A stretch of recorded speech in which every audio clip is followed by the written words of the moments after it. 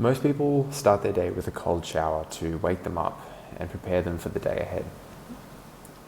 But a year ago from today, I was doing it for a different reason.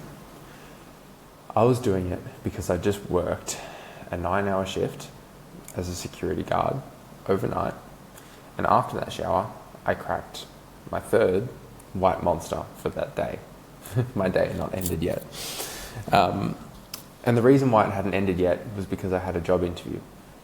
The past couple months leading up to that day, I was chipping away at getting my real estate license, lining up job interviews, and today was the day for one of those. So I hopped in my car and drove to this job interview, feeling not nervous at all, which made me feel a little bit strange because usually for job interviews I'm very excited for the thing I'm going into, but this day felt different again. As I went into this job interview, I was prepared until he asked me where I see myself in 1 year and 3 years. When he asked me that question, I thought long and hard, and I told him the true answer. Not the one that he wanted to hear, but the true answer. And that answer was that in a year's time, he could expect me to still be chipping away in the mornings, maybe running some face-to-face PT sessions because I had also just gotten my personal training certificate. And in 3 years' time, I would like to have my own online coaching business and run that alongside the real estate job that I was applying for.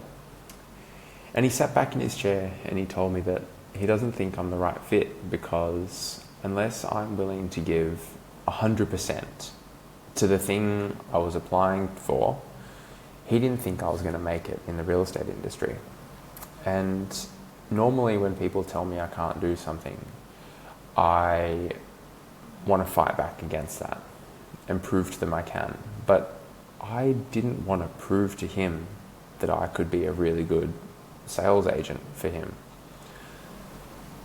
I just sat there and accepted it because it felt like he put a mirror up in front of me and really showed me what I really wanted. And in that time, it was my passion. I had no passion for real estate. And the reason why I say all this is because I think you know what you want. And I get why it's hard to accept what you truly want. It's because once you accept that and you go down that road, you chose that path.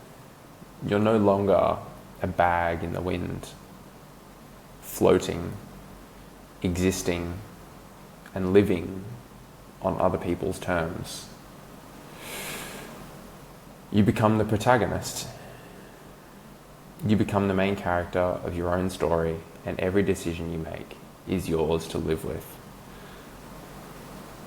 The wins, the consequences that come with that, and that's really, really scary. But you have to lean into it.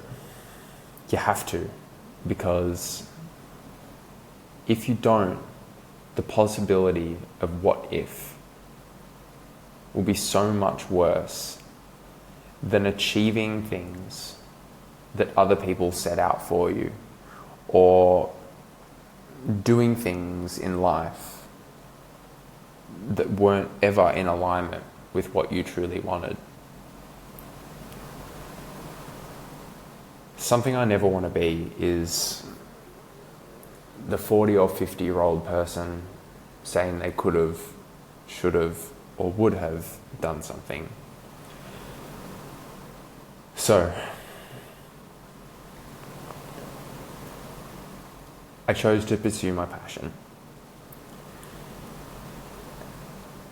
And a year down the track of pushing buttons, talking to people, and leaning into uncertainty,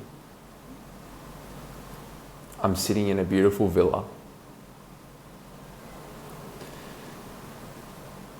in Uluwatu, Bali, training at one of the best gyms in the world, doing what I love for a living, excited to wake up every single day.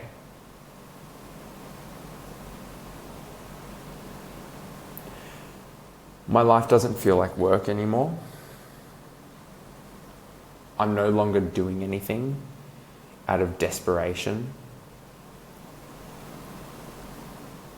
And I truly feel like I'm living in alignment with my values and what I really want in life. And it feels like each and every day I'm getting closer and closer and closer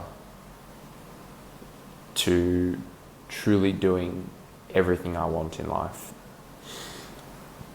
And I don't think this would have happened unless I kept trying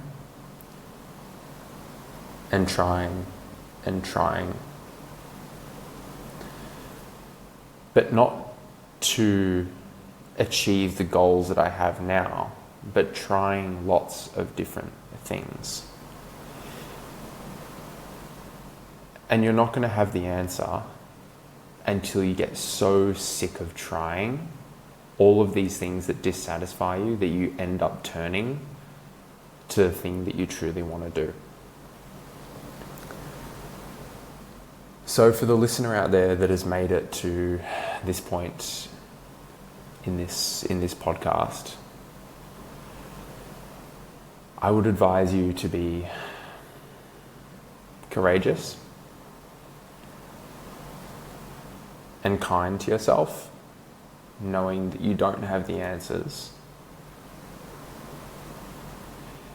but trust that you will find them.